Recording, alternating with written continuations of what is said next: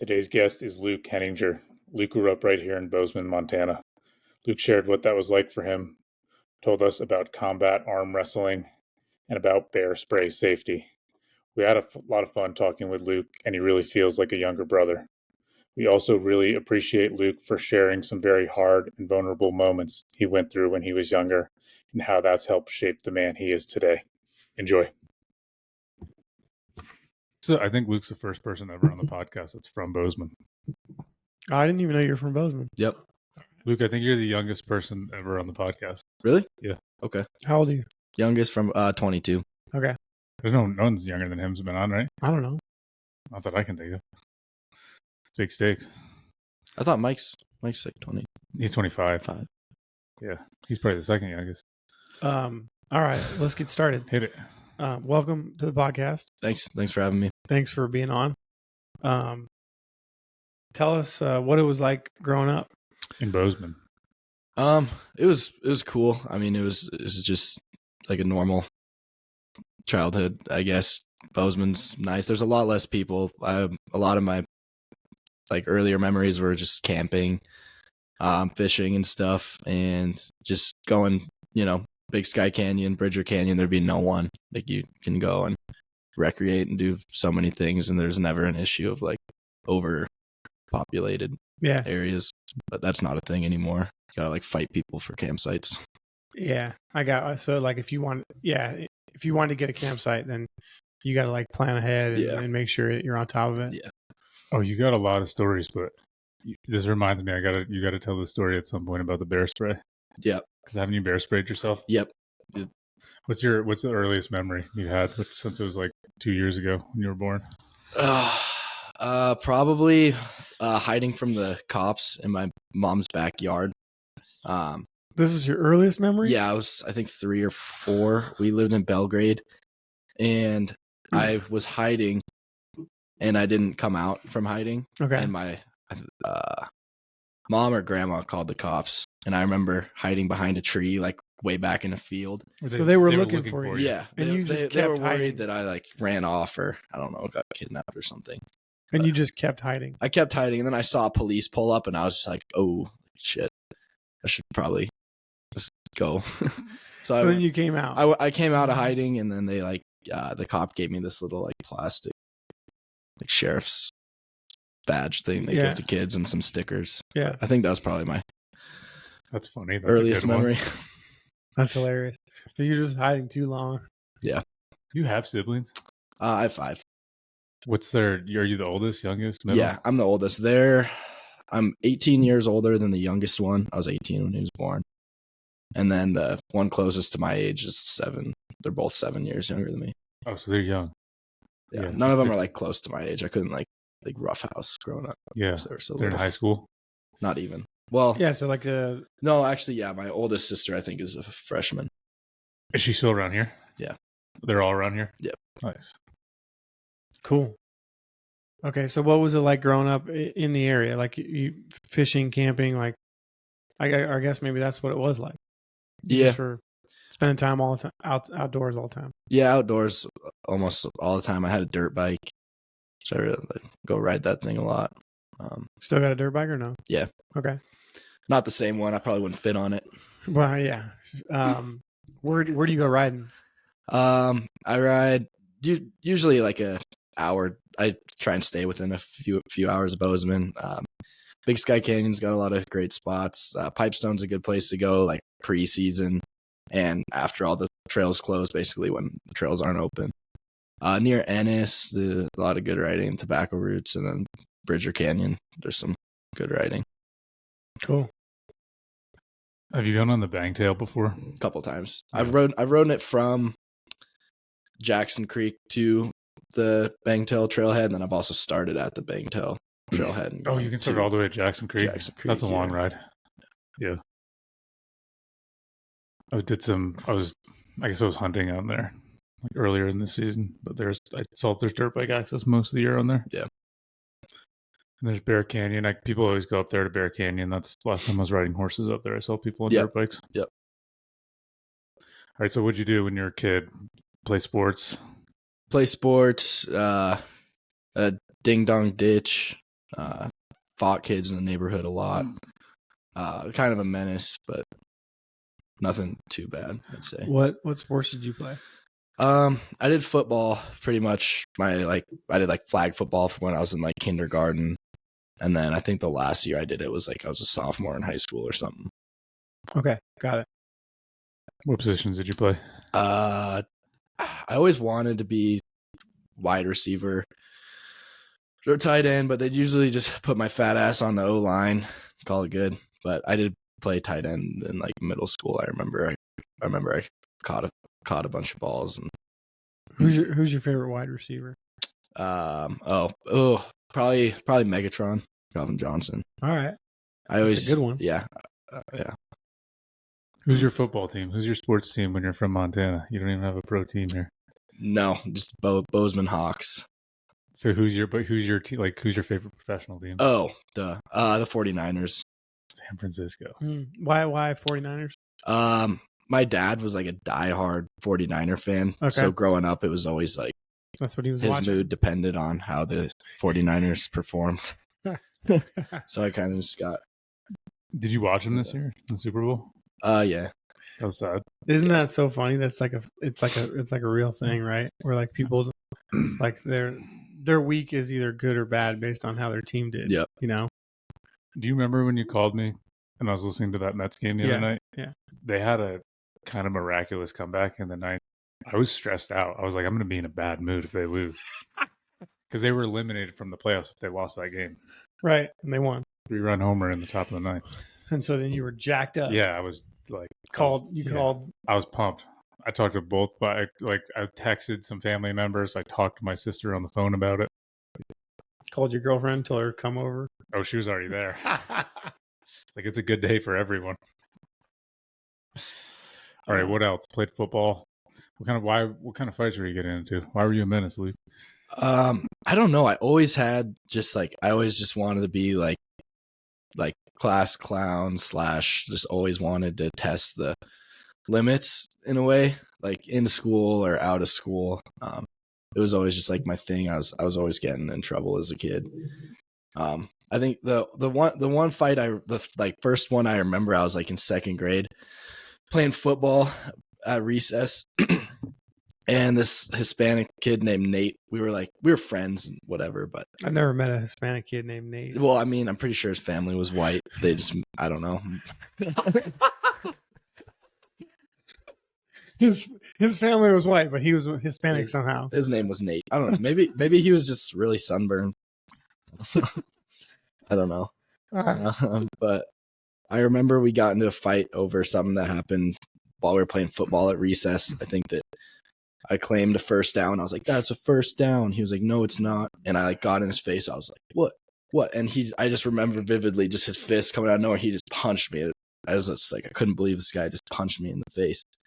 And we wrestled a little bit, and we were rolling around on the ground. I could see staff, the recess teachers, running over. But before they got to us, I was on top of them, and I was trying to hit him. And I saw a wood chip on the ground because we were probably 10 feet from the playground. So wood chips that kind of flew over there. And I grabbed it and started stabbing it, trying to stab him in the face. And they got a hold of us and then threw us in the office. And I remember my dad was working at the time. He was a cop. So he had to show up in his cop uniform. That's awesome. And deal with that. That's funny. But I actually didn't get in any trouble. I had to do a little bit of in-school suspension or something. Where was he a cop? Bozeman. Okay. Just Bozeman PD? Yeah.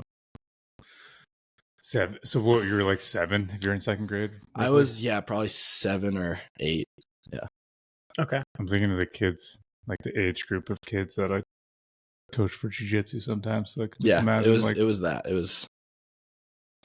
Sometimes those kids, once in a while, those kids will some of them will kind of tard out on each other. Yeah. Because they just get too emotional. Yeah, they get. And someone will throw Good in that environment too. I can imagine they. I watched a kid just throw a hand, not meaning, messing around, pretty hard, just because he was stressed out, and he just smoked a chick in the side of the face because she was just standing in the wrong spot. I was like, dude, you need to go sit down. Because he just clocked her, but he was mad. He's and he just went like this, and she's it's this chick, right? And she just she didn't even think anything of it, but she was Yeah. She was a tough chick. He was being a huge baby and throwing hands. Anyway, Mhm. it was fine, but those kids are kind of reckless. Yeah. So you like to test limits? Yeah, Yeah, you still do. I kind of do. Yeah. Yeah. It's all right. It's actually a Yeah. good thing. Yeah. So Good I don't thing to know, test limits. when was the bear spray story? Because I remember you told this story. I would have been high school, probably like 16 or 17. What'd you do? Tell us the story. I was at some party with friends, and just I had gone outside, and I was talking to one of my friends, and I just was like, man, I've had this bear spray in my truck we were talking about hunting or something, and he was talking about how him and his dad like ran into a bear or something and had to spray it. And I was like, oh, like I've had this bear spray in my truck for like years, and I've never ever used it. I take it out every time I go hunting. I was like, man, I'm just gonna like test it. I just want to kind of just like see what it's like. And his house was on the top of this like knoll, kind of. And so I stood on top. I got out. He booked behind, like opened the door of my truck and like got behind it and used this door as like a riot shield, kind of. He just like didn't want anything to do with it. And I popped the top off and I sprayed it down his driveway for like probably like 4 seconds, like 4 whole seconds. And I remember there was like a moment of like, oh, that was kind of lame, like nothing happened. And then like all of a sudden there's some like the wind was kind of like swirling around where he was. There was no like definite direction it was going. And all of the bear spray, like I watched it, like it was dark, but I just saw it all come back. It's like pepper in my face. And it was horrible. It was like instant, like my eyes were swollen shut, and I was like, there's snot coming out of my nose. And it was horrible. I ran inside, and for some reason, the first thing I did was grab dish soap and start like pouring it on my face. Just made it worse. And then, So that's not the thing to do. no, my friends were they were like, I was like, I need to go to the hospital, and they were like, no, like we're gonna get in trouble for drinking. Like we're gonna take care of you. So for the next like 2 hours, I was just like crying on the couch, just like, when is it gonna be over? And they were like bringing me ice cubes. Like, What? So did you ever figure out what is the solution if you get sprayed? no, I don't know. Okay. Just tough it out, I Just guess. don't. There was nothing that like helped at all. The dish So soap did you ever go to the hospital? No, but it was like days where my face was like in pain. So then what? Okay, you had to tell your parents at some point. No, I never told them. Well, what did they say when your face is all fucked up? I kind of like lived on my own means from when I was like 15 to when I moved out. My mom and I were more like, I'd say like roommates. Okay. As opposed to like. Yeah, I thought you would have looked it up by now and had the answer for the future. There's got to be something, right? He's only 22, dude. Hey. I hope I just don't have to get bear sprayed again. Yeah, but that's probably the it's best. Around everywhere. Because I know Fowler sprayed himself on his mountain bike. Dang, was it like an accidental? Yeah, but he had it on his. He had it some clip somewhere on his mountain bike. I don't know if he crashed or he hit it or something. He somehow sprayed himself, and he was pretty far back. Yeah, that would be like actually terrifying because you're in the mountains. You don't have dish soap. Yeah, well, think of how mean we got to look this up. Think of how mean a grizzly bear is if you can spray it, and they'll still come after people. That should give you a good idea. I'm looking up what are you supposed to do if you get accidentally sprayed. What are some of your craziest young memories you have, Luke, when you were a kid growing up? Oh, I had 2 stepbrothers for a while because my mom remarried a guy named Greg. He had 2 kids that were my age, and that was probably my worst, like, was on my worst behavior at those times. We just fought all the time because they were like fair game. It was like, oh, these guys are like my age. Oh, they're around the same age as you? Yeah, one was a year older than me, one was a year younger than me. And their dad, so the guy my mom married, was just like a total piece of crap. Did not like him at all. It's like mean, whatever. And I would just take out my frustrations I had with him on his kids, basically. We'd fight a lot. I remember one time we were playing on a neighbor's trampoline, and I think Dylan like dunked on me, and it just set me off. And I remember just like hitting him. He was like curled on the ground, and I got on top of him and just kept just like beating him. And then I remember he was like crying. He was like, I'm gonna tell my dad. And I like chased him because we were like a block away from the house, and I got a hold of him. I'm like, I'll give you one free hit if you like don't tell your dad, like, you can hit me as hard as you can. So he obliged, and I remember like sitting there like, all right, I'm just gonna have to let him do this. And then I let him do it, and he like swung as hard as he could, hit me in the forehead and split my forehead open. And I started freaking out. So then I ran home and I was like, Dylan beat me up. Like we got in a fight and blah, blah. And then my mom was mad and he was mad, and they were like spanking him and put him in timeout. I was just like, How old were you? I guess it wasn't a good age to get spanked because we were probably in like 8th grade. When I say spank, I mean like they're like spanking him in the face. Yeah. So he got the worst of that. I just lied. I was like, he started it and he cut my face and beat me. And who's Dylan? One of my old stepbrothers. Okay, got it. What you got, Kyle? It basically says that you should just put water on it and like tamp dry it. Don't like rub on it. Don't rub at all, and then let that kind of wear off a little bit, and then wash your skin with soap and water. See, I thought But don't rub. I thought when people washed it would like run down your whole body, which I don't know if that's true or not. I mean, it might. Just keep washing it with soap. I don't know. It's oil based, so at least that's what that said. It's oil based, so you got to get the oil off. It's valuable information. Yeah. So we learned something. Excuse me. All right, what are some of your good memories, Luke, besides all the fighting? That I'd say that those kind of were the good memories. I don't know.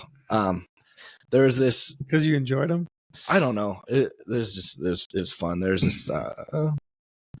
this trailer park I always used to hang out in like daily, and me and this couple of these kids made up this game where it's just you'd arm wrestle. Like, so if you're arm wrestling with your left hand, you'd have a boxing glove on your right hand, or if you were wrestling with your right hand, you'd have not. Anyways, you get the gist of it. And whoever would lose the arm wrestle would get punched. So if I won, then I would get to punch the dude as hard as I can. Then we'd do it again over, and I'd say that was pretty good. That's a pretty good idea. Good memory. Yeah, I think that's better than slap boxing. You should have pitched this to Dana White. Yeah, I honestly think that's better than slap boxing. I think so too, because it is weird just watching people slap each other in the face as hard as they can. Mm-hmm. Yeah, because this could go so many rounds, Mhm. and you're going to keep getting more tired, and like eventually you're going to get knocked out, or I guess you just tap out. Yeah. Are you still sitting down when you? Yep. When you can't stand up to punch, because then you'll really hurt him. Like, we're kids, we're in like 4th, 5th grade. Okay. I mean, That's a great idea. Weren't doing that. I could see that being. It's a great idea for kids. Yeah. No, it's great because if you stood up and got a full swing, it'd probably be over in one round. But if you're just like basically just with your arm, right, it's a little less from damage. a sitting position. Guys just practicing arm wrestling and left hooks every day. That'd be the life. Can you imagine? I'm just trying to think about like being that age. You do all kinds of stupid shit. Luke, tell us about your wrestling career. Oh God. When did you start wrestling? I like did it off and on, like barely, like elementary, middle school. I remember having wrestling matches and stuff. Like at school? Like no, like actual like programs. Oh, okay. Like high school wrestling. Yeah. Got it. Yeah. And then I think in high school I did it for like 1 year. Maybe we'll leave this one out. Maybe we'll circle back. We'll circle back to it. You were dismissed from the wrestling team. Yeah, that's the gist of it. Yeah, pretty much. They have a plaque of my face on the wall. Do they really? God, bad boy. So you grew up in Belgrade or Bozeman or both? It's kind of like both. I was born in Bozeman while my mom was going to school in Missoula. She just like happened to have me because she was lived in Missoula. Obviously, she's going to school in Missoula. Okay. She was in Bozeman for some reason, had me. And then we went back to Missoula, I guess, for a while. I mean, obviously, this is just what I've been told. I don't remember being a newborn. Right. And then she finished school, moved to Bozeman, Belgrade.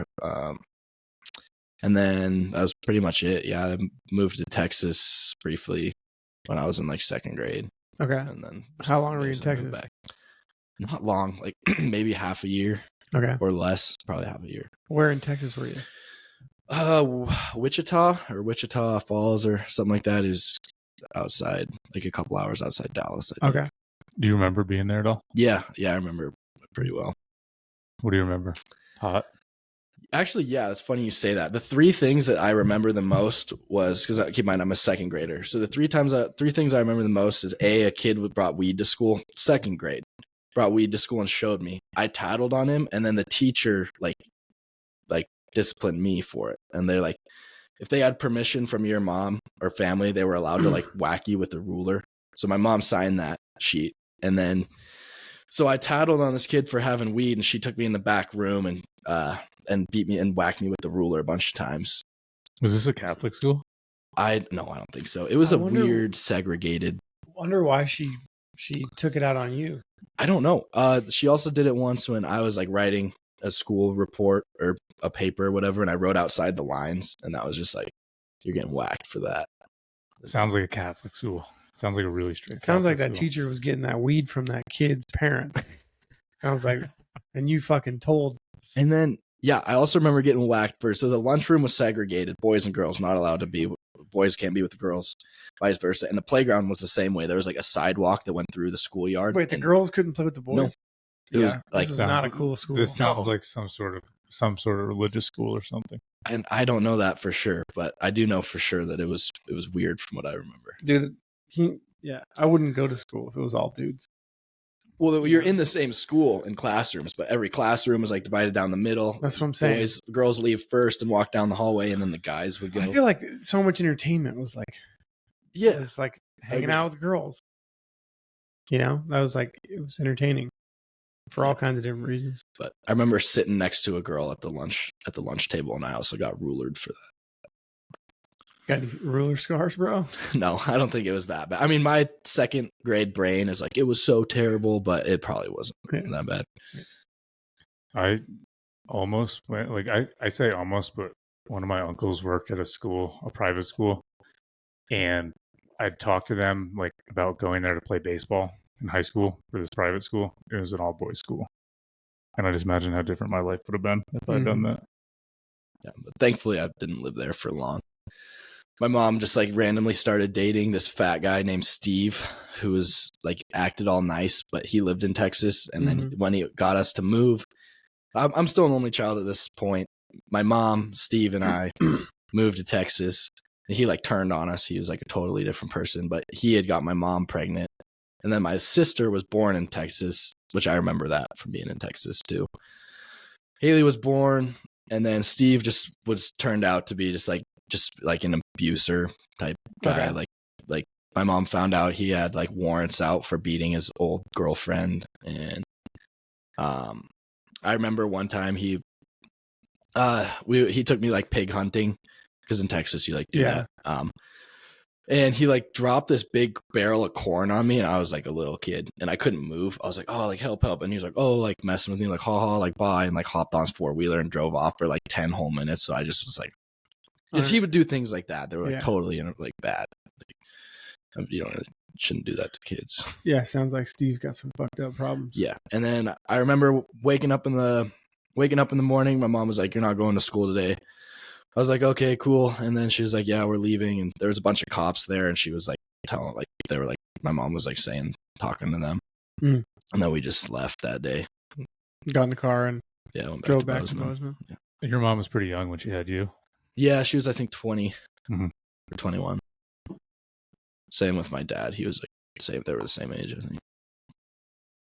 And then you guys moved back to Bozeman, Belgrade. Yep. And that was also when, so it's kind of hard to, because we're kind of jumping around, but by that time we'd moved back. I had moved in full time with my dad and stepmom because of just that whole thing that happened there. My dad had been like trying to get me full time because I was doing the week on, week off thing. My mom had been, that was kind of like the nail in the coffin, like that whole like deal in Texas that I just basically from then on just lived with my dad and stepmom, and I would just go see my mom. Like it was weird. It was like I'd go for like a week, a month, or like a couple days, or every other weekend, or just kind of whatever word. So what age did you start, like, I guess, staying with your dad full time? Right when we got back from Texas. So you were Pretty like much. how old? 7, 8. Okay. Yep, I remember him and my stepmom made this because they didn't want me to leave. They were like trying to like fight that, like like because they didn't want me to Go to Texas. But yeah, they've made this like scrapbook and sent it with me, and it just had a bunch of like just pictures and stuff from like when we'd like gone on trips or whatever. And so I just kept that, and I remember like every night Steve wouldn't let me call my dad, like my mom wouldn't let me. They're kind of in a weird deal there, but I would just reread that scrapbook a bunch because it just kind of reminded me like this will be over eventually, which it was. Yeah. So then after that, you live with them. What's your life like as a kid? What are the summers like in Bozeman? Are you like going to summer school? Are you just doing whatever you want? Are you like a lot of like beating up kids? A lot of doing whatever I want. My stepmom had a brother and a sister who were my age, so they're basically my aunt and uncle, and up through marriage in a weird way. I'd hang out with them a bunch, and that they lived in the trailer park, and that was where like I'd like go there. They'd like almost babysit because my dad was working a bunch. My stepmom was working a bunch, so they just kind of dropped me off there and just let me just like run wild. That was how a lot of summers were. You're like a latchkey kid, isn't that what they call it? Or you just kind of because your dad was working. He was a cop, right? Yeah. So he's working day shift, night shift, maybe both, whatever. Yeah, he was working nights for a while because I just remember like. I remember one time I woke up in the morning. He must have like just gone to sleep, and I had this like ninja bandana thing I got, and I like put it on and jumped in the bed and started just like beating him. I was young. I was like, I don't know, like kindergarten age probably. Yeah, and he's like, what the fuck? But I like jumped in. I remember just like, boom, like I'm a ninja, blah, blah. He just grabbed me and just threw me across the room. And I went like head first into the wall, like put a dent in the drywall. And I remember I was like, maybe I shouldn't mess with him in the mornings. So based on that, I think he worked night shift for a long time. And then I remember he got switched to days because him and my stepmom had kids. And then he got a more like structured schedule, I guess. Right. Do you want to hear a funny story? Yeah. It just reminded me of it because I was sleeping at my girlfriend's house the other night. And in the middle of the night, she lives in a log home. It's pretty nice, like just log home. And she's in the middle of the night. She wakes me up. She's like, "Tim, there's something crawling in the window." I'm like, "What is it?" She's like, "I don't know. It's like a mouse or something that's trying to crawl in the window." I'm like, "Whatever." I'm like half asleep. I'm very delirious. I don't care about this mouse. And she's like, it's in the room. And she's like, "Do you hear it under the bed?" And I'm like, "Honestly, don't care. I'm trying to sleep." And she's like, "Well," she's like, "It's under the bed." I'm like, I don't care. Please stop shining that light on me, because she has her phone light in her hand. And she's like, she's like, "I'm going to get the cat to try to catch it." And I'm like, "All right, whatever." And I like pull the blankets over my head. And I hear her scream, like, she's like messing around. I'm literally half asleep. And then she's like, "All right, I'm trying." And then I just like hear her screaming, and I look, and she literally has this thing in her hand. And she's running towards the window, throws it out the window. She had it wrapped in a towel, and I didn't see what it was. She's like, "I don't know what it was, but it looked," she's like, "it was like this big, but it had like the face of a mouse, but it had a tail." Possum. No, she's like, "It had a long tail though." I'm like, "I think it was a prairie dog. Like, you literally had a ground squirrel in here." She looks up a picture. She's like, "That's what." Oh my God. No way. She's like, "You were just gonna let it crawl in the bed?" I was like, "I was honestly half asleep. If you woke me up, I probably would have helped you catch it." But anyway, waking up in the middle of the night, I was just like, I just did not care. So I was half asleep. Yeah. It like kind of felt like a dream. Right. Anyway, so yeah. And Luke doesn't want to wake people up in the middle of the night either. No. All right, so what else did you do? What would you do in the summers when you're arm wrestling in the trailer park? Just like run that trailer park, dude. Wasn't my territory, but I still managed to like just like you still managed it. Dude, we were running around with like airsoft guns and BB guns, like totally just like bad motherfuckers, dude. Did you guys shoot? Yeah. Did you guys shoot each other with BB guns? Yeah, each other, like the neighbors, the cats in the neighborhood, like the dogs. There's this one kid though. His name was Wilder. He was definitely crazier than me. Spot on the name. Yeah, he like, dude. I don't know. He's probably I don't know what he's doing today. Probably in jail or something. I remember one time. You'll see him at your new job. Probably. I've already seen someone I know. We'll get there. Anyways, I remember one time Wilder, Ian was my stepmom's little brother that I was talking about. We're at the park playing with him and Wilder, or I was at the park playing with him and Wilder, and then all of a sudden, like, they turned on each other, and Ian wasn't like much of a fighter. Like, he was more like, not a fighter. And I just remember, like, they got in a fight, and I was just like, oh no, like, I have to defend Ian. But Wilder had, like, got him on the ground, took both his shoes off, and were like beating him with his own shoes. And I was like, oh, like, this is terrible. Like, I started like freaking out. I'm like, stop. Like, I try starting to fight Wilder. And he did the same thing to me, got me on the ground, took my shoes off, and was beating me with my own shoes. Like, I don't know if that's like a thing. That's pretty embarrassing. Embarrassing. He embarrassed both of you. us. And then, yeah, we went home and cried. Like, we were like, yeah, I think Ian's parents. You took somebody's shoes off and beat them. Skilled enough to take your shoes off and beat. He didn't fuck around. That's a good one. Was he the same age as you guys? Shout out to Wilder. Yeah, wherever you are, dude. That's hilarious. He's in a prison somewhere. He like showed me porn when we were in like second grade. Like, and you're like, hell yeah. Yeah, I was like, hell yeah, boobs. Oh yeah, you grew up in a bad time where you had like phones and stuff. Mm-hmm. Like, how old were you when you got your first phone? And then you got the internet when you're. Can you imagine if you had the internet when you were a kid, Kyle? I had. Yeah, dude. I don't know. Yeah, I had Xbox Live before I had a phone.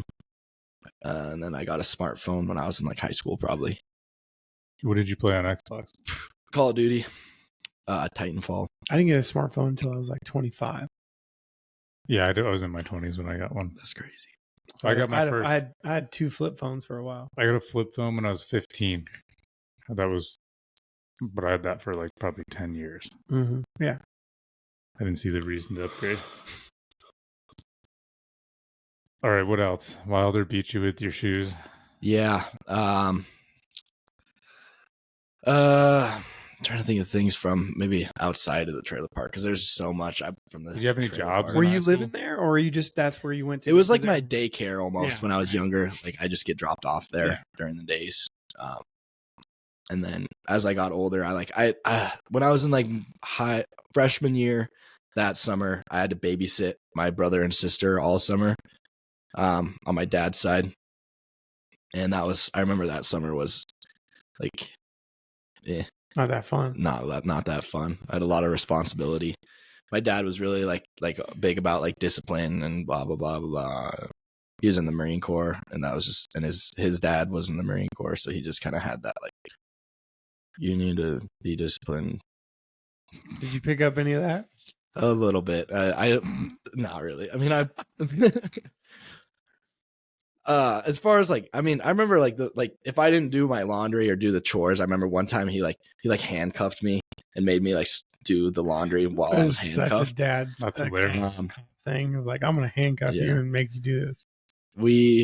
I remember like if I was in actual trouble, he would which I appreciate. If I have a kid, that's what I'm gonna do. Instead of just like, like beating your kid, he would like put boxing gloves on me and then beat me. So I like had a shot to.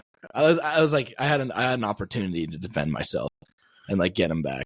That's so it was better than just like bend over, I'm gonna hit you with a spoon. It was more like you're still gonna get beat, but at least you can try. Type thing. So you put boxing gloves on you. Yeah, and then we'd like box, but he would just beat me. Not like bad.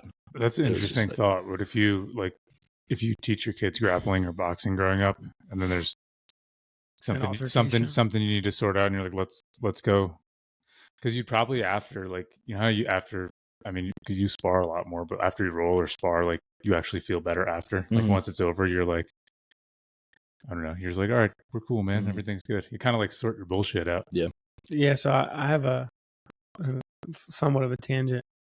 I have a good friend, Andy, who has a couple of kids, and his son is probably 10 now. He's about 10, and his son's playing baseball and playing a lot of baseball. And so Andy was like, well, I'm going to teach this kid not to be scared of getting hit by a baseball. So Put him in front of a pitching machine, turn that thing. that's basically what he did. So he basically was throwing balls to his kid, right? Like, he's just doing batting practice. And his wife was there, and he's like, hey, you need to go away. Like to his wife, it was like, hey, you need to get out of here. So I was like, why? Sure, you should have said Andy's name on the podcast. I haven't said his last name. And so then she goes away, and he throws as hard as he can, and he nails his own kid in the back, right? And he goes, and his kid's crying, right? And Andy goes, hey, about whatever, like a minute later, he goes, hey, you're fine, aren't you? He goes, yeah. He goes, is any kid going to throw harder than your dad? And he goes, no. He goes, all right, well then I guess you're not scared of getting hit by a baseball again. And so his kid's like now like a super good batter because he's not afraid. He's not afraid of anything. He's like, dude, I'll. So I think it's actually a smart thing of like, all right, well, like your kid's now not afraid, because most kids are afraid all the way up until they stop playing baseball that they're going to get hit. And you're like, what's the point? It's going to the pain is going to last for like a minute, right?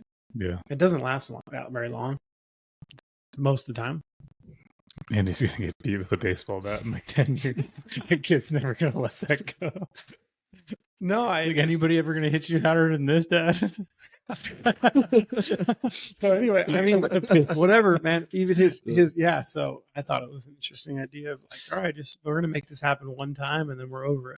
Yeah, I think that could work or could totally backfire. Probably depend on the kid, right? It totally could backfire, but yeah, don't be a little bitch, I'm not a dad, so what do I know about raising kids?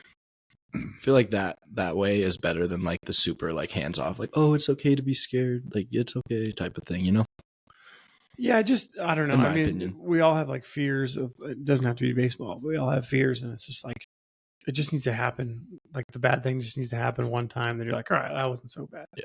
It's called immersion therapy. You got to like immerse yourself in whatever I think that's what it's called, or exposure therapy. So you got to keep exposing yourself to the thing that you're afraid of, that you have a phobia about.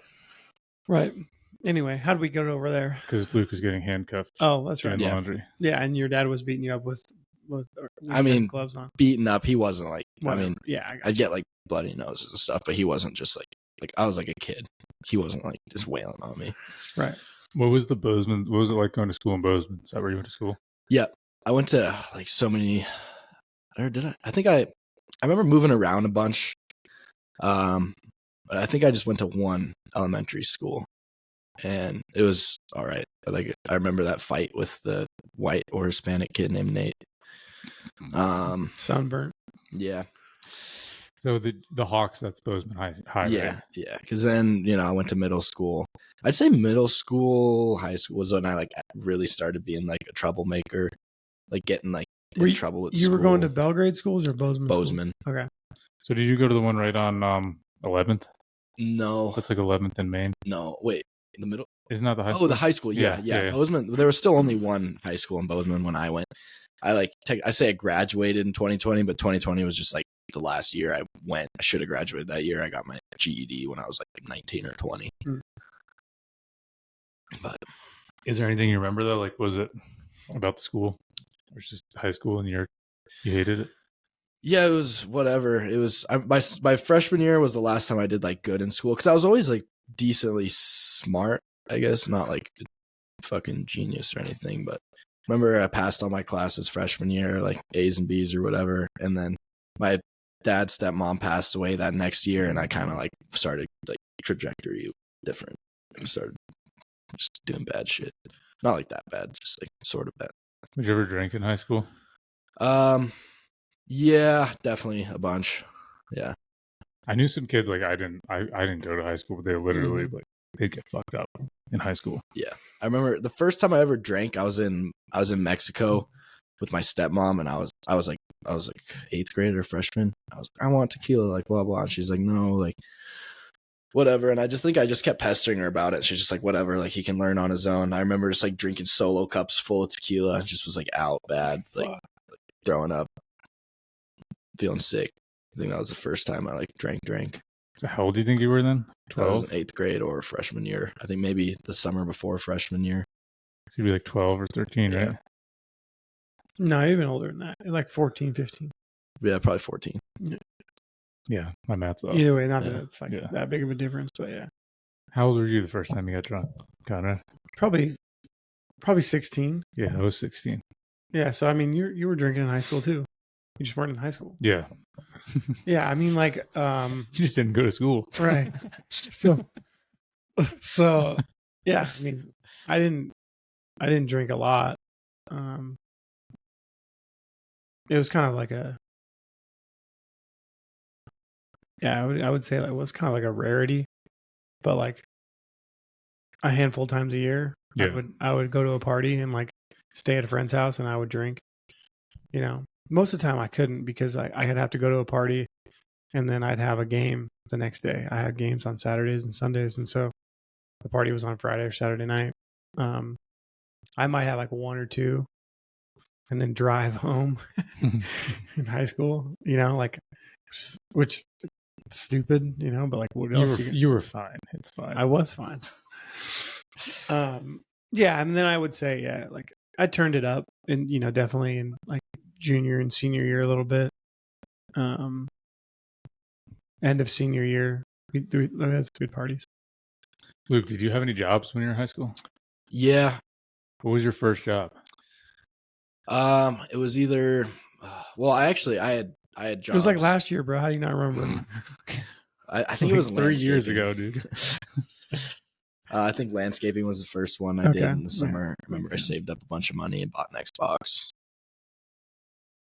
So you were just mowing lawns, mowing grass? Yeah, land sod and stuff. I think it was my dad's friend or my stepmom's friend who owned the company. Can't really remember. Nice. See, because you know some people will say landscaping and they'll say like putting in irrigation and land sod, and some people will say Just like- landscaping and they mow Or some people are lawns. just like weed whacking. Yeah, it's Right. like what are you? It's different. Yeah. Yeah, it makes sense. Now we'll get into some serious questions. No, Okay. I got a few more, but yeah. Okay. So then you get done high school, you got your GED, and then you met Ty working at Kenyon, right? Yep. Kenyon was not one of my first full-time jobs out of high school. I say high school because like I pretty much didn't go to school from my sophomore to senior year. Like I was there, but I wasn't like there. If that makes sense. Like I just like didn't like try at all. I pretty much I think didn't pass any classes from freshman year on. Okay. But wait, what was the question? Oh, meeting Ty. Oh yeah. Like none of us, the three of us, can't remember the question. It's just Well, I just veered so far off. You're like, so you at Kenyon? I was like, yeah. Well, I didn't go to high school. Whatever. Yeah, met him at Kenyon Noble. He started like 2 days before me, and he'd always be like, "Well, I've been here longer, so." But he was Ty was just like a super good influence on me. I was like heading down a bad path. I just got a DUI. I was just like I was like kid brain. I was like 18. I was 18. Do you want to share that story? I DUI do, story? but there's like some things. The job I have, I'm like, Okay. I just don't but worry about it. that's already like happened. Yeah. See, it'd be the things of like, have you ever drank and drive? Besides that I wouldn't want to share because of the potential for that. Well, you don't have to share it unless you want to. Maybe- because I know it's kind of funny. It's funny. It's probably I can funny tell for you everyone, guys, but and you it's can funny just cut for it everyone but you. I can tell you guys, and you can just cut it out. It's pretty funny. Yeah, you can tell it, and then if you want to take it out, I'll just take that out. Yeah, I was like 18, drinking and driving. Like I was like smoking my weed pen, drinking at this party, and like the girlfriend I was dating at the time, I knew she was at some other party, so I like pulled up to go get her, and she was like in the front yard, like all over this dude. I was just like, I got pissed. I was like, fuck this. Like I'm going to Billings because this girl in Billings was always like asking me if I wanted to go and like party.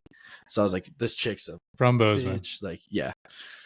And you're already drunk. It's New and high. Year's. It's past New Year's. It's already like 1 in the morning. I'm drunk. I'm high. I take off.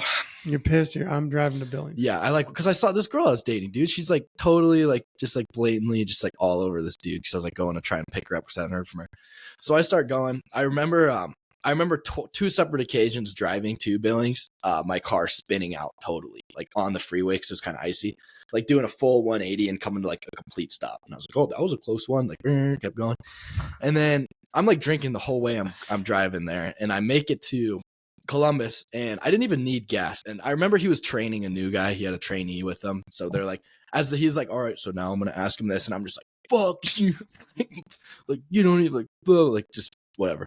They threw me in jail. I was in jail for like almost a week in Billings because they brought me into the Columbus City Court, and I was just like, fuck all you, blah. They're like, all right, take him to Billings. They took me to Billings, and then I was stuck in Billings jail with like a bunch of scary natives. That was like an actual wake-up call. I'm like, help me, like, let me out of here.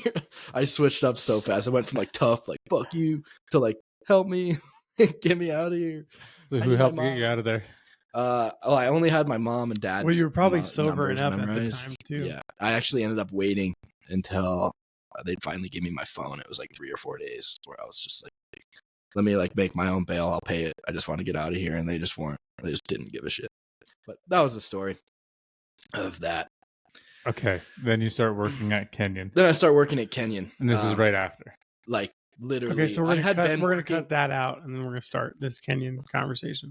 Yeah, okay. Or we could. You can leave a little bit. I think we could leave the end in like I wanted to pay my own bail. Yeah, and then I started working at Kenyon. Yeah, and like a little bit of like when you were like whatever. You can leave a little bit of it in. Just I feel like you'll be able to use your own. Okay. Yeah. I won't be. But that happened. I'd been working for Kenyon for like a month, and then that happened. I go back, and the whole company knew because I was like, I'm gonna have to like go to court and probably go to jail and like all this stuff. You're like, hey man, good help's hard to find. You still got a job. Yeah, basically, they were like, well, like you've been showing up and you're good about it, so whatever. But I knew Ty from Kenyon. He had basically been like he told me his story. He's like, I got a DUI too, like blah blah, and then I had told him I was living with my grandma, and he was like, well, like you can move in with me if you want. So I did, and Ty, and we'd hang out a bunch. He was a super good influence on me. I think that he was. You moved in with Ty and his grandma? No, I lived with my grandma. his grandma. Ty had been living in an apartment. His roommate moved out. He offered to let me move in, so I did. Who was Ty's roommate? I never met him. I think his name was Grant, but I never met him. May have met him in passing. But I wonder how long that was after Ty had gotten that. Not long, because I mean this was like 3 years ago. Mm-hmm. I think he told me he'd been sober for like a year. Yeah, so it would have been like a year. He's been sober for like 3 or 4 years now. Yeah. But anyways, he like I think he was like the big brother I never had. We'd go lift together. He got me into jiu-jitsu. He's the reason I went to the gym. I just like it was just a crucial point in my life. I could have gone down an even worse path, probably to like point of no return. And then there was like Ty, which at the time I didn't really notice it, but looking back, I'm just like, wow, he was like super like influential. Yeah, because was he already training there when you? Yeah, he'd already been training for like a little while. He had just quit his rapping career. Yeah. You know, Ty was a rapper. Yep, I listened to his podcast. I listened to his episode. It's pretty good. Yeah, because I remember when he started bringing him, like, who the fuck is this kid? He's bringing in this punk. Yeah, like, fuck this punk. I remember when I first started training, I had an ankle monitor on, and I was embarrassed of it, but I just would try to hide it, and then I had to take a hiatus from training because even Brian was like, "Look, dude, like you can do the boxing classes and stuff, but you know you don't want that thing to go off." Or it was just a scram. It wasn't like a house arrest thing. It was like it tests your blood alcohol content. I had that on for like 6 months. Court ordered. Yeah, I remember that. So how long did you lose your driver's license for? Oh, I don't know. I drove the whole time. Did they not? Okay, I wasn't supposed to. I was like, I need to get to work. Like, whatever.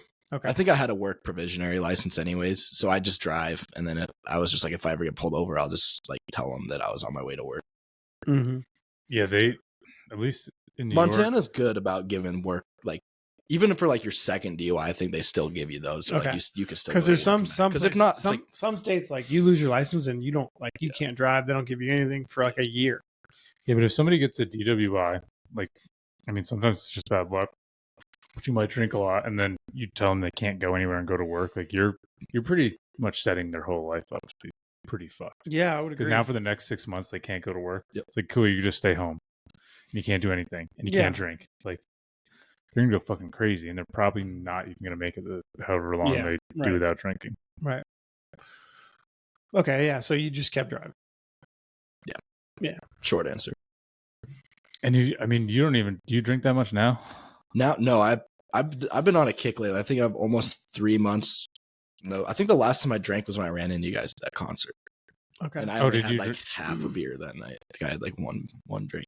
And then, I have a little counter on my phone. I'm not like that worried about it, but I think it's like 50 something days. So I may have drank another time after that.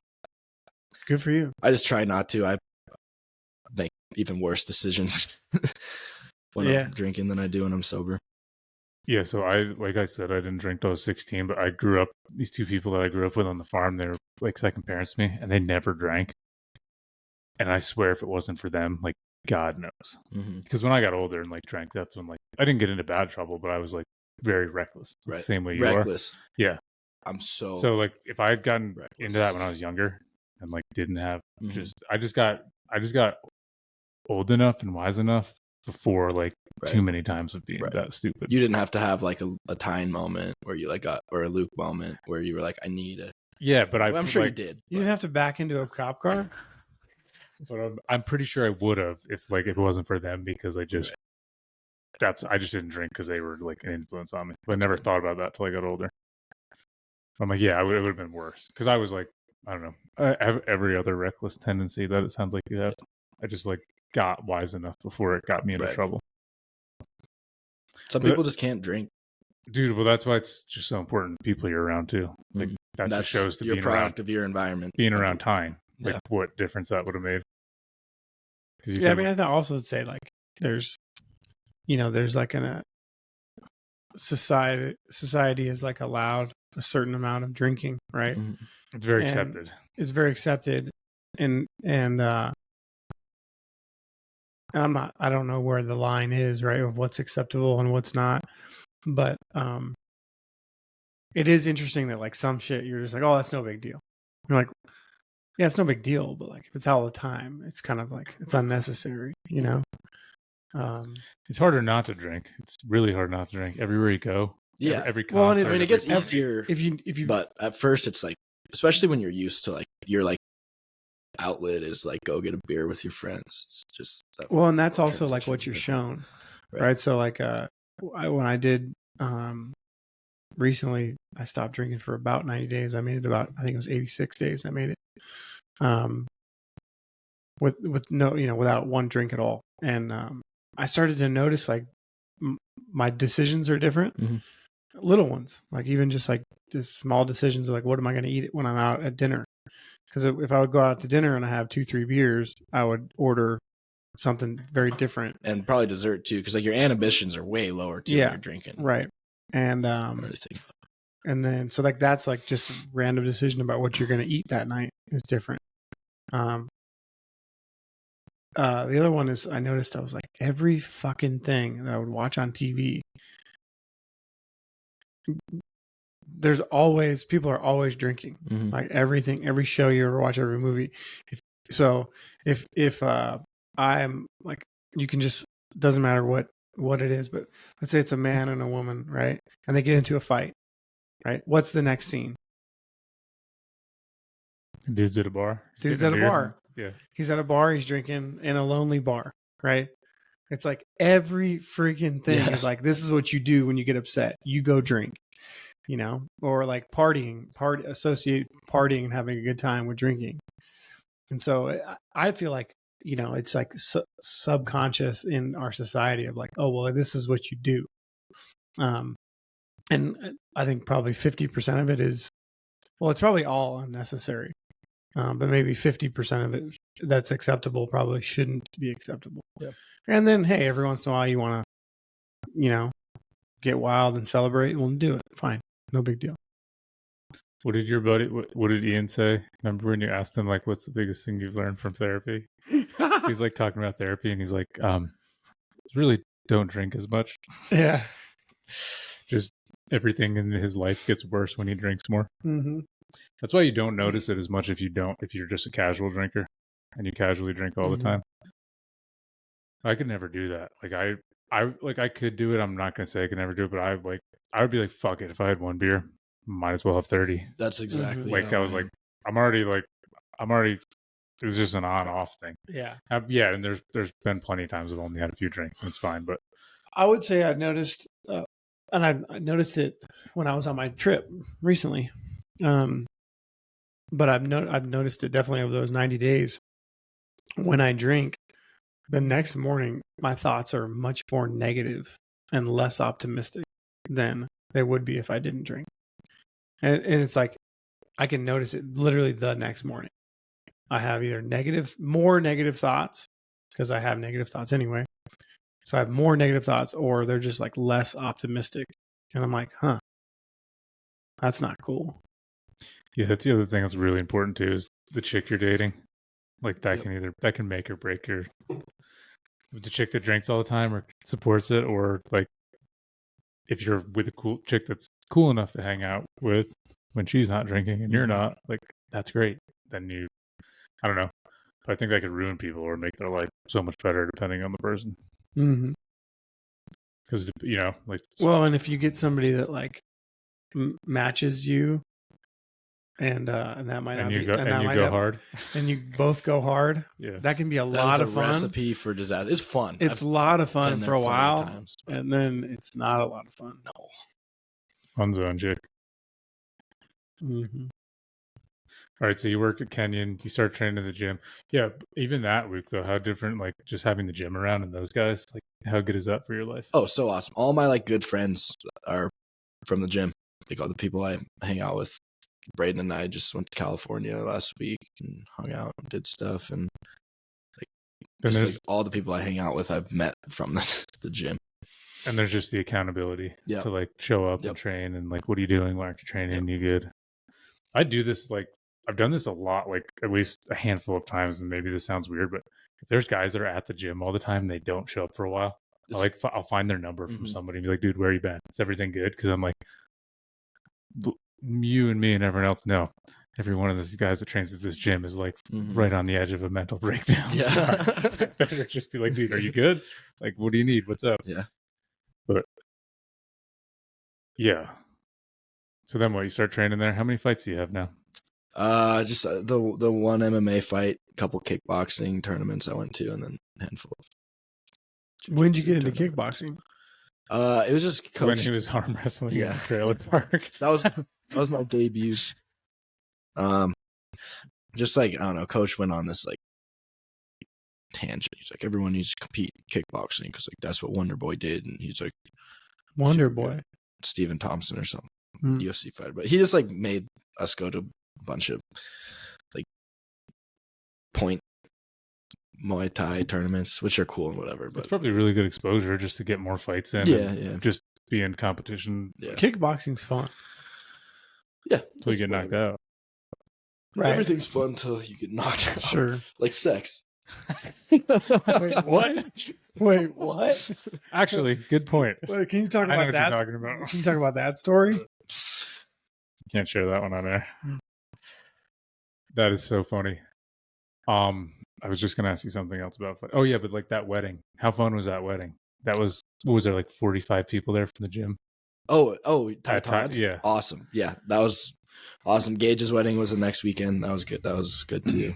Yeah, we were at a wedding from one of the guys from the gym, and there was, I don't know, there's probably 50 people. I've never known so many people at a wedding in my like entire life. Neither. Like, I just knew almost everyone. You've been to like one wedding, bro. You're 22. I've been to one wedding. No, I like, that was my exact same experience too. There were so many people there that they took a picture. Like, I don't know, the picture's somewhere, but there had to be like 50 plus people from the gym. And Brian got up and gave a speech. Yeah, it was awesome. It was like, Brian was one of the three people, like Todd was saying, was the biggest influence in his life. It just feels like a family. And like, if you don't have that, or like you just have a bunch of bad influences in your life, it can be one of the most important, just cool things to have. Mm-hmm. Yeah, that was fun. That was special. Yeah, it's cool. So what are you gonna do now? So what'd you do after Kenyon? Went and worked for Roller, the excavation company I worked for like just over 3 years, 19 to 22. So what's your skill level for operating? We got to keep you in our resume. You want to find out? Kyle, this guy's got Definitely like solid. What, as an operator? Yeah. It's like I have it in my back pocket. Why'd you stop doing it? At first I just wanted something with more like more of a structure as far as schedule goes, because with that company it's like you'll start a day, you don't know if you're going to work till midnight, or I mean that's a little over the top, but it's happened before, or if you're going to get off at like 3. And then like we had a job in Kalispell, it was like, okay, half a day's notice, you have to go there all summer, like stuff like that. And that's just how it goes. It's not like I could like work out I want to work 48 hours a week from this. It's like, especially when you're like running jobs and you're like the main guy on a job, you can't just like leave to go train or whatever. It's like so you were a foreman on these jobs? Yeah, a lot of things. Yeah, it's demanding in that way. I still technically work part-time for them. Like I'm still on payroll, and if I want to work a day here and there, they said that I can basically come whenever, which is good. So what are you doing? A lot of foundations? Yeah, that was I started out on like big projects as like work, like, you know, running grade or running roller, shoveling, raking. And then when I started operating, I went and did a bunch of like duplexes, fourplexes, little houses around town. And then I did a couple custom homes in like Big Sky area. Weren't you guys running like a lot of like water mains and stuff in Bozeman and Belgrade and everything? Yeah. Those are probably fun. Yeah. Do you guys touch any of the pipe? Do you do all that stuff too, or do you just dig? The live tap, like we'll like if we're tying into a city mains, you cut the road, you dig around all the utilities you need to get to the water main, set up the live tap, an inspector watches you do the live tap, and then you run your service to wherever it's going. And it's cool stuff. It's like I enjoyed it, definitely. The money was a lot better, but I think wanted just like a 40-hour week job for a little bit so I can train a lot more. So you're right at that detention center, the new one right on Rouse? No, it's the the old one? Yeah, the one that was built in 2011. So you said you already had some crazy experiences? Yeah, it's weird. I've only worked there a week. I have like I've been in my admin phase still. But just like the second day I was there, the sergeant, he's like have me read these papers, watch these videos, and then he just disappears for like 3 hours. So I'm like what the fuck? So I'm just like reading these papers, blah blah, and then he calls the phone that's at the office I was at. Like hello, he's like, hey, sorry, like there was a big fight, like I have to do this report, and I'll come like show you the footage or whatever. So he comes back and showed me the footage, and yeah, it was just like, dude, brutal fight. There's this big white guy and then big African American guy, and they're like one challenges the one, and the big white guy headbutted the black guy. Black guy like takes the dude's back in like 1 second, like throws him on the ground, gets on him, and just started just like savagely just like beating him. And then yeah, that was kind of crazy. It was only like my second day and there's fighting. And you can't get away from it. Yeah. And then the third day I saw someone. There's a trend here, bro. It just follows me around. Yeah, and they said the fights only happen like once every month, maybe once every 2 months. And then I saw a kid I knew. God, dude, and I had to just keep a straight face because there's like a big, like one of the policies is like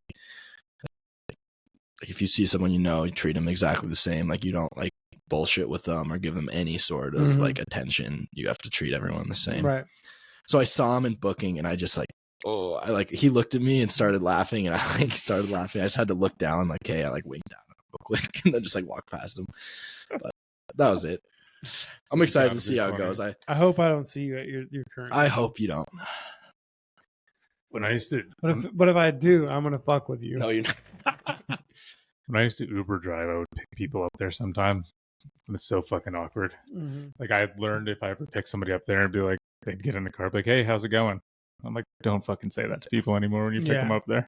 Right. They're usually just like looking at the ground, not saying anything. Like, oh, you just spent the night in jail. Mm-hmm. You just got arrested at the R bar last night. Mm-hmm. So what are you going to do now that you got all this time on your hands, Luke? Are you going to stay out of trouble? Yeah. I'm just looking forward to being able to train a lot more. Hopefully get some fights soon. What do you want to do? MMA fights? Yeah. Specifically? You're still white belt, right? Technically, yeah. You've got you're like blue belt level. Yeah, the last time I competed was at blue belt and I got second. Yeah. Got any good questions for him, Kyle? Yeah. Kyle's got some heavy questions. Go for it. You guys are like my friends. I'll say anything, but if I want you to cut it out, I'll cut it out. Okay. All right. What's the most important thing to you right now in your life? Oh, definitely Troy and Brielle, my brother and sister on my dad's side. I hang out with them as much as I can. See them a lot. They don't really have like father figure or like anything really. They just have. How old are they? Troy's 13, Brielle's 11. Okay. Troy's gonna be 14. Or no, Troy is 14. Brielle is 11. And they're both here in Bozeman? Yeah. Yeah, you're definitely like a father figure for them. Yeah. Do you see them often? Cool. At least once a week. Yeah. What do you do? I mean, what do you do to try to be a good influence, Luke? I know I said that kind of jokingly, but I'm being serious. It's not just when I'm with them. Like I definitely when I'm just not with them, just like I can't get in trouble. I can't do this or that because what would they think type of thing. When I'm with them, I like Troy loves fishing, like obsessed with it. My dad was really into fishing too. So I think it's cool. He's like into that. I'm not really into it, but I took him fishing a lot this summer. And then other times, sometimes Troy, I'll just hang out with Brielle because sometimes Troy is just with his friends and I'm just like, totally don't want to be that like type of vibe where you're like, you have to spend time with me, like show up at the house type of thing, you know? So if he totally cool when he's off doing things. Brielle like loves hanging out with me. She always wants to do stuff, but like I bought her some nail polish last time I hung out with her and we like went to Buffalo Wild Wings, just kind of bullshitting. Cool. It's good for them. Yeah, that's so important because like I told you, I grew up with those people on the farm and my father passed away when I was young, but having someone like anyone around that you can model that is a halfway decent person and does, you know, like I said, if I didn't have those people in my life, God knows how much I would have been drinking and it would have been could have been catastrophic potentially. What's something that you've always wanted to do in life but you haven't done it, and what is it?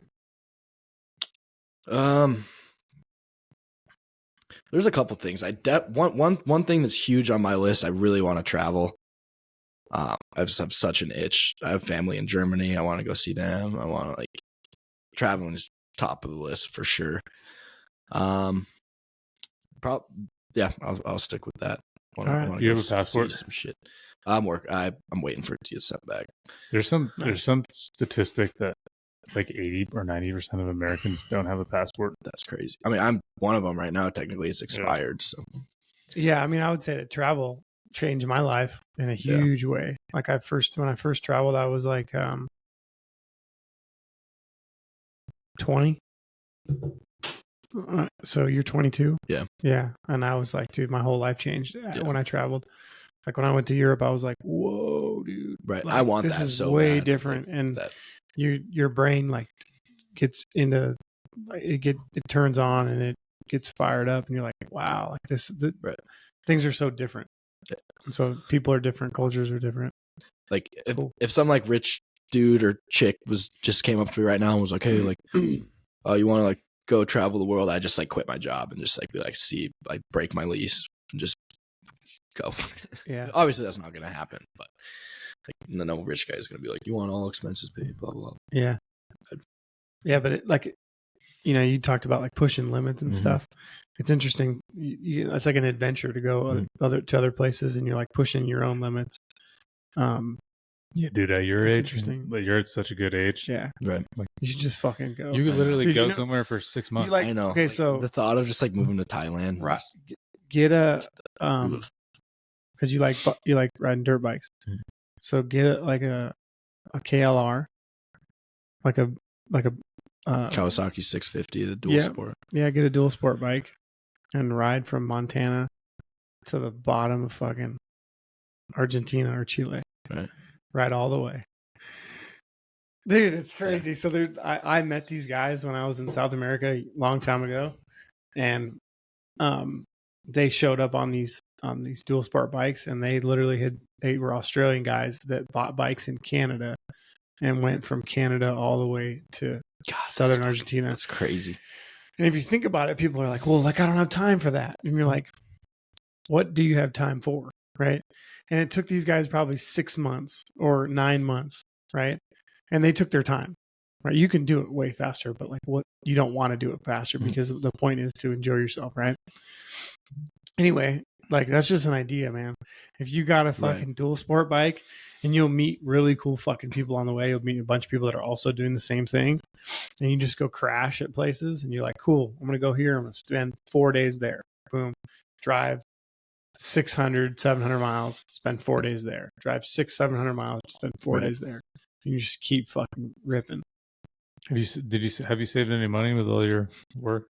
I'm so bad. That's like, I'm so financially unstable. I just don't save money. Dude, I just always just like, if you did, you should just spend it all. But if you don't have any, even better. I buy whatever I want, whenever I want. I'm horrible. Like so bad about that. Yeah, you can, I had to like, one of the things I had to do for myself was I had to set it up so I'm not in control. Right. So I have an automatic savings that like it pulls money out of my account every month, and it does it in small chunks. So like every week I pull out a little bit of this, a little bit of that, and so that at the end of the month I automatically have that amount that's being saved.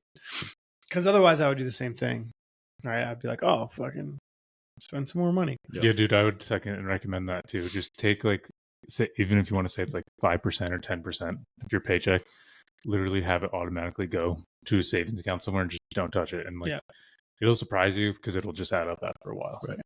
But it's like, if you don't. And I couldn't do it at the end of the month, right? Because then you have like this huge, like all of a sudden it's like all that money's like all of a sudden goes in your savings account. We're looking, and you're like, fuck, I don't have any money. So I had to do it.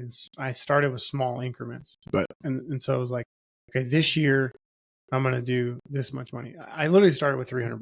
So it was like $300, and then it was like $600, and then it was $900, and it was $1,200, and it was don't even notice it leaving. Right, and you don't notice it when it's like in these like small increments. Right. So anyway, that's what's your new job? You get paid every week or every 2 weeks? Bi-weekly. It took a pretty fat pay cut, but it was just what I had to do.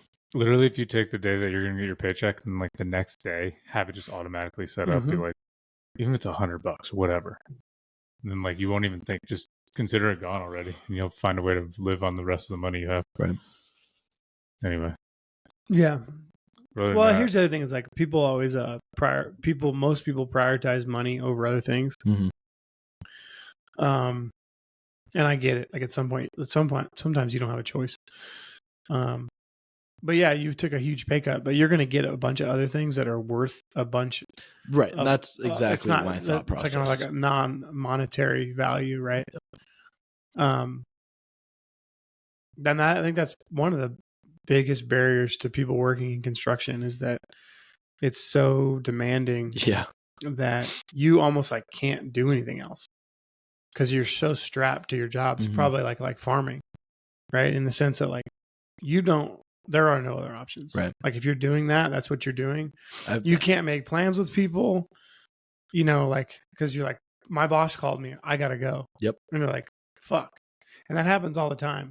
So especially the more like responsibility you take on. Yeah. And unintentional too. It's just like I worked for this company for 3 years and I saw a lot of people quit, and all of a sudden it's like, now I have a work truck and I have to go between jobs and I have to do this and that. And yeah, it's just like you get kind of strapped to it. You can't just like. Yeah, so you'll gain all these other things that are super, super tangible that they're worth money, right? Like you would have to put a dollar value on them, right? But like you're not going to make that money that you were making on your new job, right now. But you'll probably have a much healthier lifestyle. Yeah. What's the most important thing you've learned from jiu-jitsu or MMA?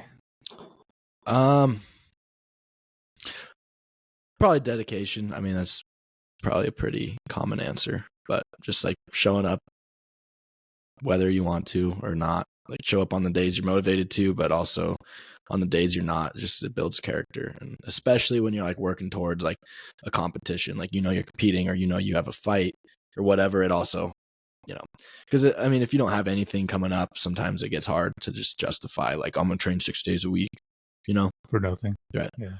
So I can beat everyone at my local gym. Yeah. Yeah. But then when you like, you have something coming up, it's like, hey, I need to do this every day. So that builds character, I feel like. Yeah, if there was one thing you wanted to change about yourself, what would it be? Skin color. No. I don't know. I am who I am. It is what it is. I can't change anything anyways. So I could sit here and be like, well, I'm good answer, I guess. Sure. That's a wise 22-year-old answer right there. The wise buck. The wise buck. The young buck. Yeah, well, that's what we should title this, young buck. We could do that. AKA Luke. Yeah. No juicy questions today. Just I mean, I thought Kyle's got a bunch of them. I thought I was sending them. Hit him. If you were to give yourself advice from 3 years ago, what advice would you give yourself? I would say just quit drinking now because you're gonna fuck a lot of stuff up.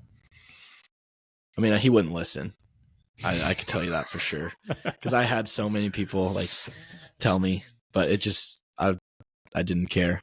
I had people tell me so many things. And my life is going a certain way. You just say drink less. I'd say don't drink at all. I'd say yeah, but you're still give it up. But you're still drinking right now. Yeah, well, like you haven't drank for 56 days. Yeah, I'm saying like, are you planning on like quitting cold turkey? I don't know. I'm Okay. pretty good without it. But I would definitely tell him to just drink less because that's just one thing that just has always been dragging me down. Okay. Got it. Yeah, that's a good Like one. if I was doing good, I could have been doing better. And if I was doing bad, it was because of that. Mm-hmm.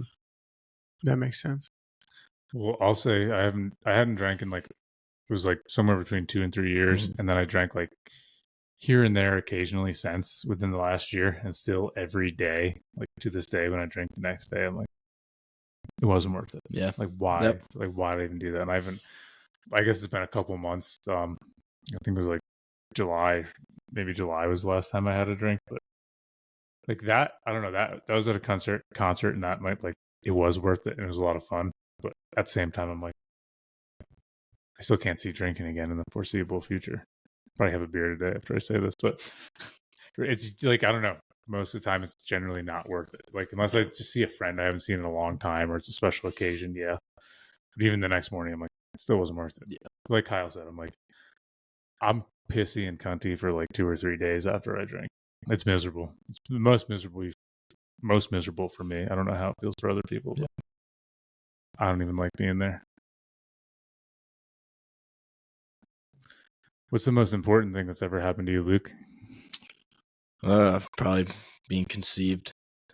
That is a great answer. Yeah. Won that race. Thanks, Mom. Yep. Yeah. Won that race. Only race I needed to worry about winning. You weren't even worried about it. Your mom was. True. Yeah. Thanks for not aborting me. What else you got? I mean, those are the important ones, man. You just asked like the biggest one I got.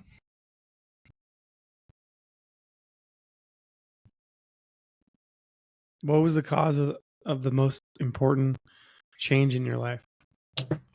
Oh yeah, big turning point in my life was definitely when my dad and stepmom passed away. It was totally not expected at all, and it just like I don't know where I'd be at today if it didn't happen. It's just such a weird turning point / event that happened that just was just like threw everything. I think you briefly like talked about this. Do you remember when we were going in when we were with Chris going to that jiu-jitsu tournament? That's when we talked about. Do you want to talk about that at all or no? Yeah, sure, but I'll see how it goes. Maybe we leave it out. Yeah. And if you don't want to talk about it, just don't. It's good. It was I was 15. I don't know where to start. We went on a family trip, like summer trip to Glacier National Park, and we were on our way back, and I remember my dad was talking a lot about. I had my movie plugged in, but I just had turned it down because he was talking like he never had before. He was like, "Oh, like my life sucks. Like I always got the short end of the stick with family and this and blah blah." And I didn't know much about at the time his past, but I guess he had it pretty rough. And I just remember noting that, like, oh, that's kind of weird, but whatever. Fast forward, we get home, unpack.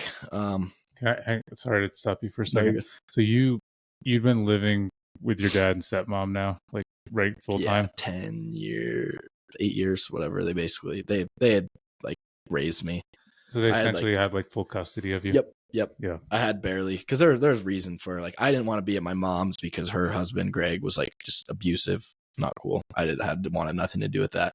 And my mom had a pretty bad track record with the whole Texas thing, and always just.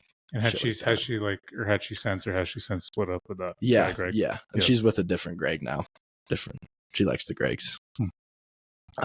Anyway, sorry, continue. No, you're good. We my dad and someone, they fought a lot, but nothing like crazy. Just like they'd argue and yell, and then it was over with. And then we get home from the trip that night. I'm trying to go to bed, and they're like having a pretty bad fight. I went upstairs, like peeked through the door because I lived in the basement. I was just like kind of waiting for it to be over. Go back downstairs. I remember I was pretty emotional. I don't know why. I was like crying and stuff because I just was like, just didn't want to listen to it. Like my mom and her husband fought a lot too. It just didn't something I want to be around. And then it was like 11 something. Hear this, like the house like shakes like a bang. I'm like, what the fuck? I like heart starts pumping. I run upstairs. Someone went on the phone. They were like, I couldn't even fucking like form a sentence. They didn't even know what was going on because I couldn't even do anything. They didn't know what they were walking into. But yeah, they both were obviously passed away. Mm-hmm. But I had this weird hope that I was like, because I'd stayed at my dad's friend's house that night, and I had this weird, like, maybe they're okay. Like, you know, it wasn't that bad. She just got like beat up, whatever. But I was like holding on to that. Mm-hmm. Maybe they're all right, but obviously they weren't. And then that was that. I think it's what you do as a kid, because like that's like what I did when my father passed. Yeah. I'm like, oh, maybe like Thought it was like a dream. yeah, or like maybe like thing. something will change, and it's like it's really traumatic because you'll wake up all the time. Like I remember this so long after, and like you like wake up and you like everything's fine, and then you remember it happened, Mm-hmm. and it's like that's how it goes. Yeah. Were any of your siblings around then? Yeah, my Troy and Bree were in the house. So they're the ones that you said you try to spend time with.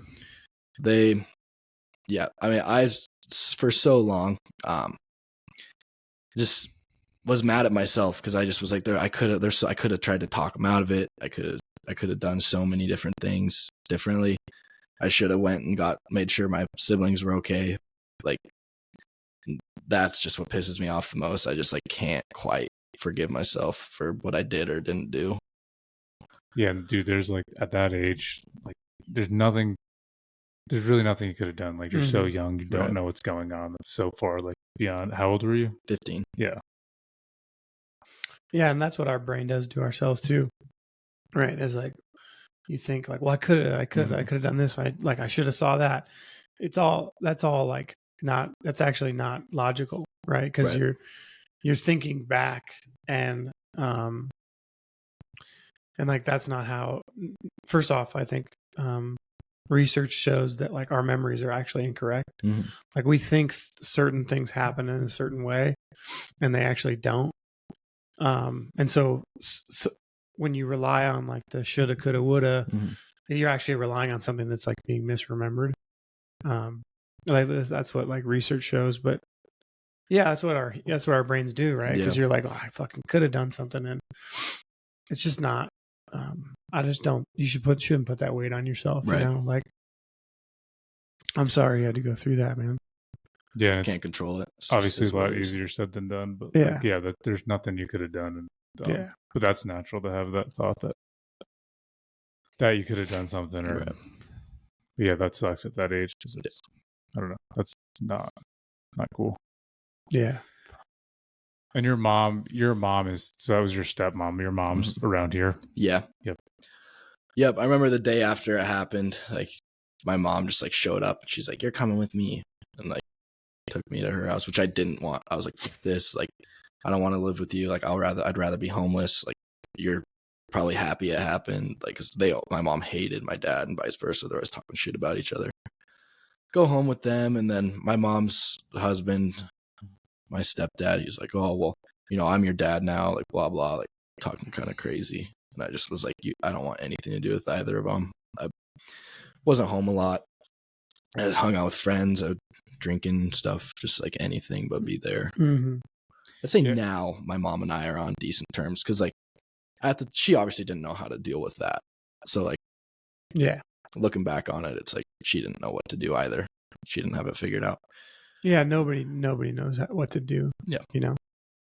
Yeah, I mean, I've realized as I get older, is you start to have a lot more empathy for people. Because then I'd ask myself, like, how the fuck would I deal with like situations that like my family members went through or what my mother had to deal with? And it's like, fuck, you try to do the best you can, but you don't know what to do in those situations. Yeah. And you lived with your grandparents. Was that that was your mom's parents or your dad's parents? My mom's mom. I just like had moved in with her when I was like 17, just because like whatever I was doing was not working at my mom's. Just moved in with her. My grandpa, he was in a car accident when I was like 13. So he didn't live. I didn't move in with them. I just moved in with my grandma. Well, yeah. If you think about it, like no wonder you and I'm not saying this is related. Maybe it is, maybe it isn't. But I'm making an assumption. So if my assumption's incorrect, let me know. But like, punch me in the face. No wonder. Yeah, don't punch me in the face. No wonder you didn't go to high school from sophomore year on. Yeah, you didn't go to school. Like you were in school, but you weren't in school. Like, no shit. Right. Like, yeah. See if you that in my mind, like that's actually very reasonable. Right. It's very reasonable that you wouldn't have been focused on school. Yeah. You're like, what the fuck do I care about? Everyone knew.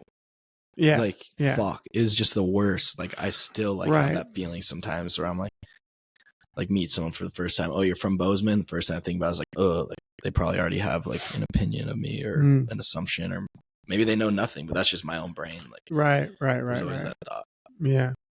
Luke, if you had told that story first and then told all the trouble you got in, like I would have like, because I vaguely knew because you told us parts of that, but I was like, yeah, no fucking wonder you like got into some trouble. But like, honestly, if you look at everything you've done, like you're doing fucking awesome. And like, just from like you said, the time you met Tyne to start to moving in with him to training at the gym, like you really have your life together. And the fact that you're 22 and you're conscious enough to be like, yeah, I shouldn't drink, and you're not drinking as much. Like, I don't know, some people that could just set off the rails and that'd be it. And like, they'd be. I definitely was off the rails for a while, but I'm happy I got that out of the way. Yeah. Yeah, man. Thanks for sharing that story. I'm sure it's not easy sharing it either. You guys are just my therapists. I don't know about that. Yeah. You're fucked. You don't know it yet, but just here to unload. It's not looking good for you. No, but there is something about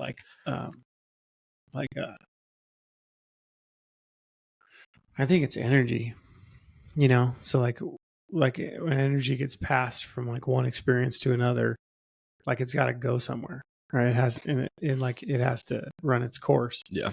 And so,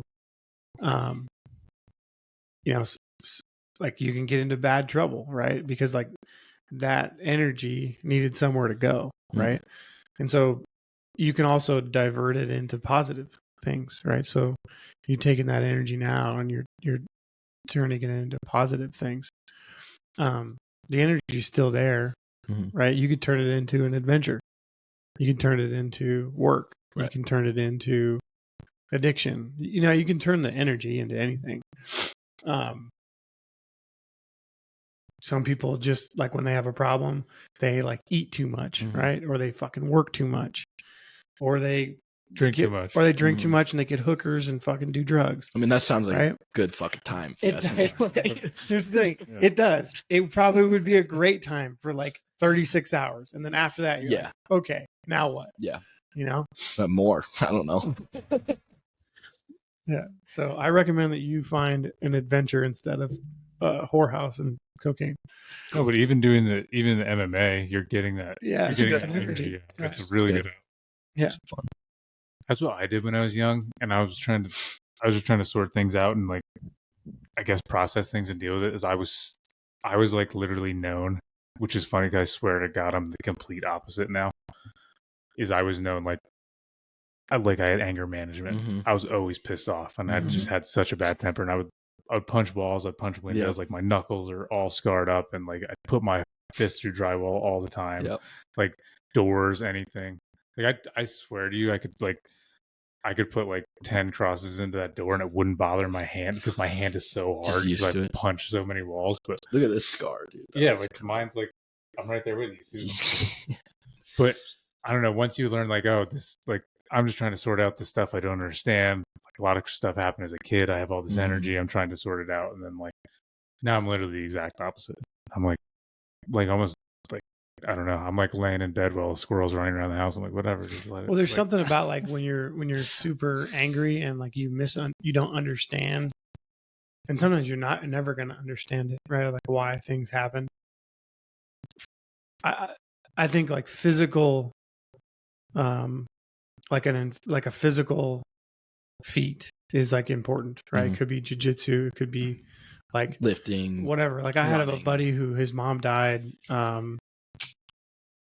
several years ago and had cancer, and so like he got into long distance bike riding. So he'd go on these fucking 200-mile bike rides, but it, like he got addicted to it, right? And he got addicted to it because he was trying to like work off the energy, right? And it was like, so that's it could be anything, right? But like there's something about like doing something physical, to kind of work that shit off. And if you can choose one that's actually positive, you know, and really just, I guess, not negative, as long as it's not negative, it'll probably be a good thing. Yeah, I can speak to this to an extent though. If you focus on keeping good people around you and find a way to get that physical energy out, that's why I lift and do jiu-jitsu all the time, because I got to get it out of me. If I don't, after a while, I start getting stressed and start getting whiny. I'll feel it after like literally a day or two. Yeah. Like, it's a real thing. And like not I'm justifying this, but a bunch of those people that live in campers are crackheads and homeless people, or people that never figured that out. So they just turned to drugs, and now they're down a lifelong path of being on drugs, and just like, who knows, they could have gone through this same kind of shit that any of us did and just never found a good way to process it. Oh, for sure.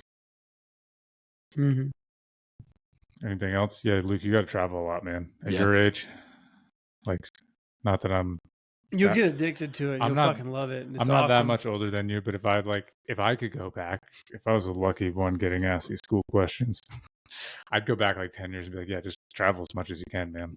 Because that's what I did when I was like in my mid 20s. I mean, I got the hell out of where I grew up. People think that like traveling costs a lot of money, and especially when you're young, it doesn't cost a lot of money, because you don't have the same standards, and you'll put up with a bunch of shit that older people don't, right? Older people want to stay in like a nice fucking place, and it's like, dude, as long as you have a bed, whatever, like yeah, sleep in the car. But I'm saying, like, even if you stay at a place, right? Like, you know, as long as you have a bed, it's warm, you have food, you have water, like, you'll have a fucking blast. Yeah, you know how to fight. You're safe. It doesn't cost any money. Like, you could literally travel for a year on probably 10 grand, like an entire year, because you don't spend any money, right? Like, you're like, cool, I spent like $35 a day on food, right, total, and then you just wander around the earth. Sounds like a great time. Yeah. All right. Yeah. You guys want to wrap this up? Yeah. Let's do it. Young Buck. Thank you, man. Thank you, guys. Thanks.